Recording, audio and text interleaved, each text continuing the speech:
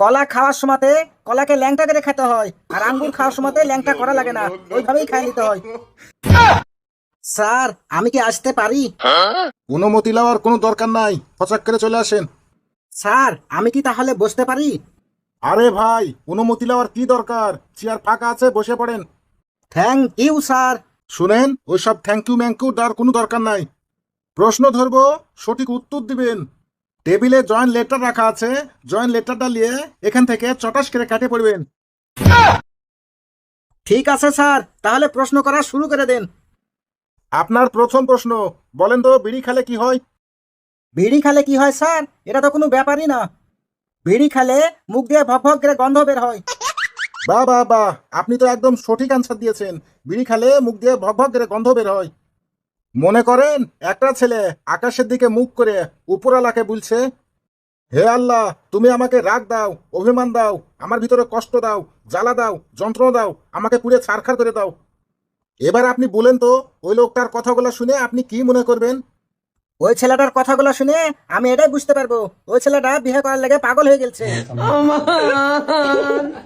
কিন্তু তার বাপ মা তার বিয়ে দিছে না, তার লেগে সে উপরালাকে তার মনের কষ্টগুলা প্রকাশ করে দিছে।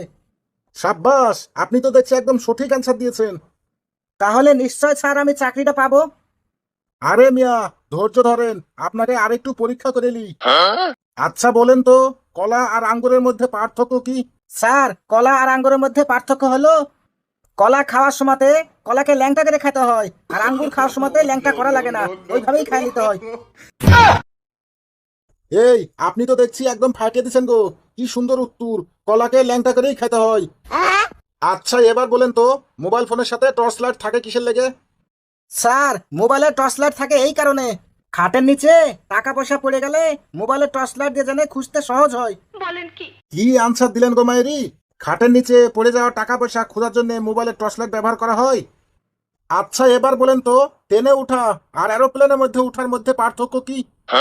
স্যার, ট্রেনে ওঠা আর এরোপ্লেনের মধ্যে উঠার পার্থক্য হলো ট্রেনে বিনা টিকিটে উঠা যায়, কিন্তু এরোপ্লেনে বিনা টিকিটে উঠা যায় না। আপনি কিন্তু একদম সঠিক কথাই বলেছেন। ট্রেনে বিনা টিকিটে অনেক মানুষই উঠে পড়ে, কিন্তু প্লেনে উঠতে পারে না। আচ্ছা এবার বলেন তো, বিয়ের বাড়ি দাওয়াত খাওয়া আর 40টা দাওয়াত খাওয়ার মধ্যে পার্থক্য কি?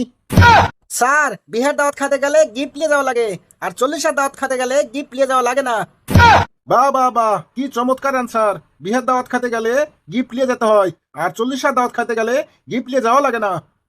আচ্ছা এবার বলেন তো, মোবাইলের সেলফি ক্যামেরা কি জন্য দেওয়া থাকে? স্যার, মোবাইলের সেলফি ক্যামেরা কি জন্য দেওয়া থাকে?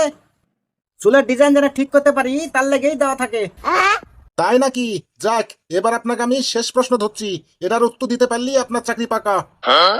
আচ্ছা এবার বলেন তো, মশারি টাঙ্গানোর পরে মশারা মশারির বাইরে কি করে?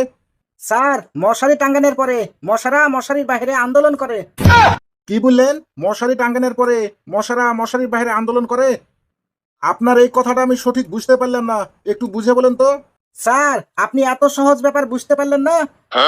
মশারি টাঙ্গানোর পরে মশারা মশারির বাইরে এই বলে আন্দোলন করে, মশারি খুলো, ভিতরে ঢুকবো, ভিতরে যাই রক্ত খাবো, আমাদের দাবি মানতে হবে, রক্ত খাওয়ার সুযোগ দিতে হবে।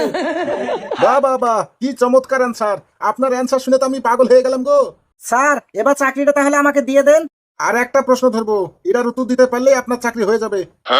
রাখেন আপনার চাকরি, আপনার চাকরি আমার লাগবে না। আপনি চাকরি দিব দিব করে কতই প্রশ্ন ধরলেন আমাকে, একটা করে প্রশ্ন ধরছেন আর একটা করে মজা লিচ্ছেন। আপনার চাকরি আপনার কাছেই রাখেন, আমার লাগবে না।